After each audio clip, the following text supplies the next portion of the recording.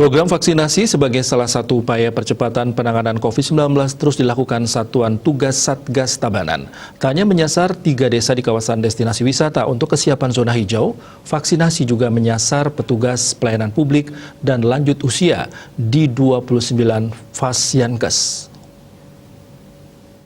Khusus untuk lansia, data Dinas Kesehatan Dinkes menunjukkan pemberian vaksinasi sudah mencakup 16,3% dari sasaran 45.344 orang.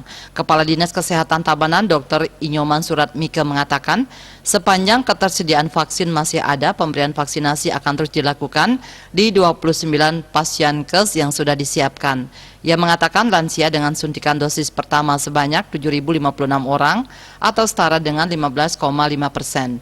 Sementara suntikan kedua baru 369 orang atau 0,8%. Total vaksin yang diterima Kabupaten Tabanan sampai saat ini sebanyak 71.500 dosis dan sudah dipakai sebanyak 56.719 dosis, sisa vaksin 14.781 dosis.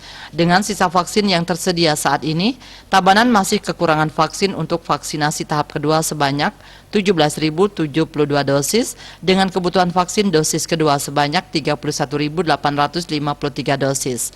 Untuk ketersediaan vaksin, pihak Dinkes Tabanan selalu berkoordinasi dengan Dinas Kesehatan Provinsi Bali agar bisa secepatnya bisa di-dropping lagi. Ia memaparkan cakupan vaksinasi di Tabanan menyasar 85.755 orang. Rincian SDM Paskes sasaran 3.480 orang, pelayan publik 36.491 orang, dan lansia 45.344 orang. Suratmike menambahkan Satgas Kabupaten Tabanan melalui Dinas Kesehatan juga tengah menyiapkan vaksinasi menyasar para guru.